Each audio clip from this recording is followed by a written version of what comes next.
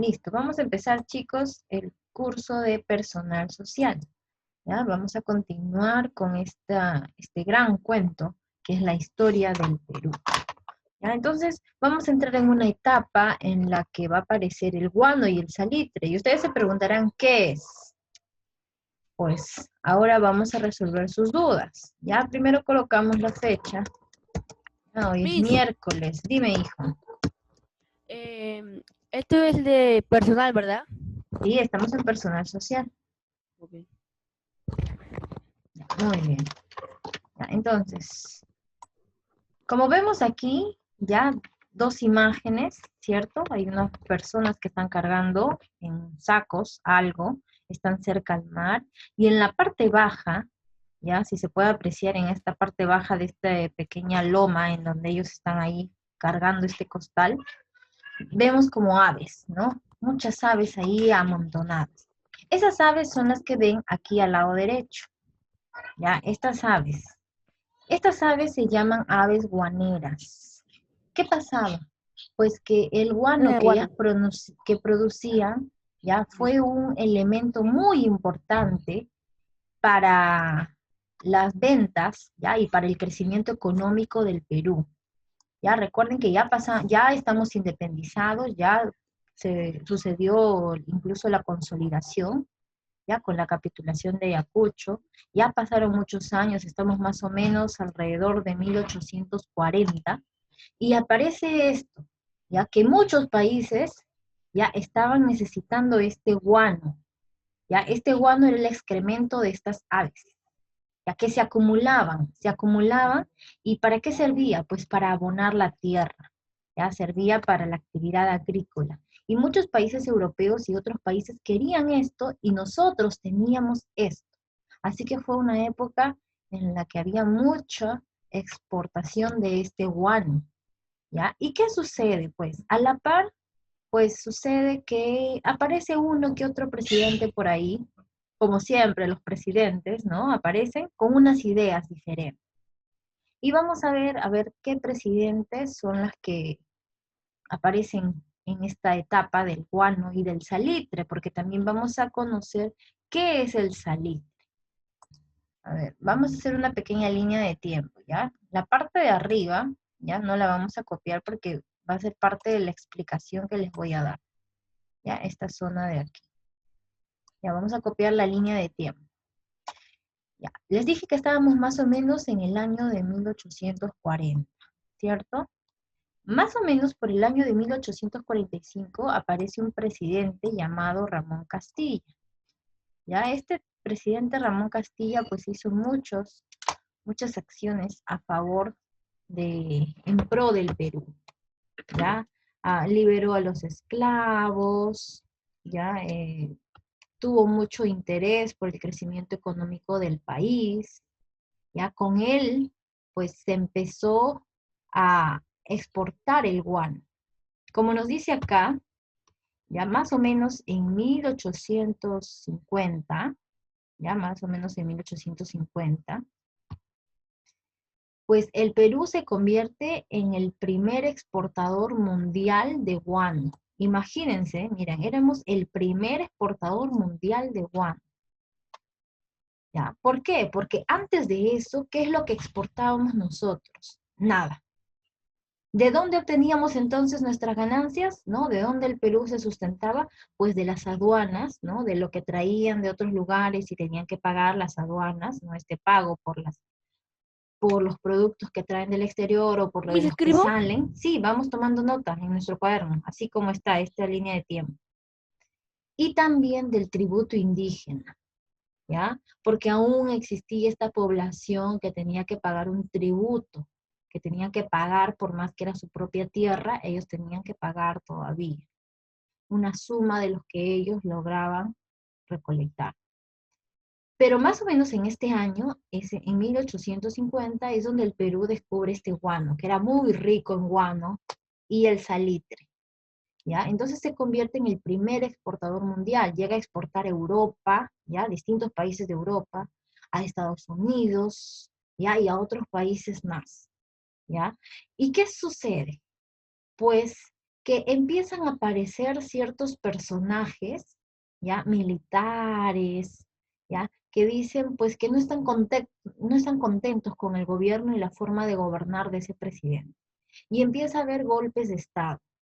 ¿Qué es un golpe de Estado? Pues que aparecen militares que quieren tomar el poder del Perú, quieren autonombrarse, ellos mismos se nombran presidentes, sin elección, sin votaciones, y toman el poder. Y ellos deciden todo lo que sucede y lo que va a pasar, ¿ya? Luego aparece este personaje, José Rufino Echenique, ¿ya? Más o menos en el año de 1851, 1855, en donde aparentemente pues se da una pequeña tranquilidad, ¿ya? Una pequeña tranquilidad de todo esto que estábamos viviendo, ¿no? Porque como al Perú ingresaban un montón de dinero por las ventas del guano y todo, pues empieza a haber una pequeña tranquilidad. Sin embargo, el Perú, ¿ya? Más o menos, ya por el siglo XIX, ya empezando el siglo XIX, terminando el siglo XIX, ya, porque estamos aquí a la mitad, 1850 y tantos, por la época de José Rufino Echenique, Sí, pues el Perú empieza a endeudarse, ya, empieza a endeudarse, empieza a adquirir una deuda, ya, porque estos presidentes militares pues se empiezan a comprar cosas, a comprar ferrocarriles, a comprar armas, ¿ya? Entonces, con todo el dinero que ganaban del guano, lo invertían, y es más, les faltaba más dinero y empiezan a comprar cosas y a pedirse dinero prestado. Entonces, aparece lo que es la deuda del Perú. El Perú se endeuda, ¿ya? Y ahorita lo vamos a ver en la siguiente línea de tiempo, qué es lo que sucede, ¿ya? ¿Por qué puse arriba entonces yo este título? Antecedentes de la Guerra del Pacífico. Porque todas estas, ya, inestabilidades que el Perú empieza a pasar, ya, que empieza a acontecer en el Perú, pues van a sumarse luego a una etapa que vamos a ver en la siguiente clase, que se va a llamar la Guerra del Pacífico, o más conocida también como la Guerra con Chile. ¿Ya? Entonces, miren la situación, cómo estamos dejando el Perú en este entonces. ¿Ya? Estamos teniendo buena demanda con el guano, pero se está gastando el dinero. El Perú se ha endeudado, hay deudas, hay problemas, los presidentes no están siendo desterrados de su puesto y están entrando presidentes autoritarios, ¿no? Presidentes militares. Entonces, miren cómo está el contexto del Perú y luego vamos a entender por qué este es un antecedente para la Guerra del Pacífico. A ver, más o menos de 1860 en adelante, ya por la época del gobierno de Ramón Castilla, se establecen dos formas de explotar el guano. Una forma era el arrendamiento y la otra era por venta directa. Y acá están los años, ¿ya? Más o menos de 1840 a 1841 el arrendamiento y luego de 1844 a 1845. ¿Ya? Entonces, en esta época todavía se mantuvo, ¿ya? ¿Y en qué consistía? Pues el arrendamiento era de que el Perú, ¿ya? Fijaba a una empresa extranjera que venga al territorio peruano a que esta empresa pueda explotar el guano, ¿no? O sea, venía un extranjero y sacaba el guano del Perú. Luego, por venta directa, pues que el propio Estado peruano vendía el guano. ¿Ya? Entonces, habían estas dos formas de explotación del guano. Pero mediante qué documentos, ¿no? Mediante qué decretos se estableció esto, mediante estos de acá, que tenemos aquí abajo. Las consignaciones. ¿Qué eran las consignaciones? Pues estas consignaciones eran las personas que venían, ya eran los consignatarios, que venían a vender el guano y el gobierno les pagaba. O sea, esta empresa extranjera, ¿ya? Los consignatarios, venían a explotar el guano y vendían el propio guano del Perú a los peruanos.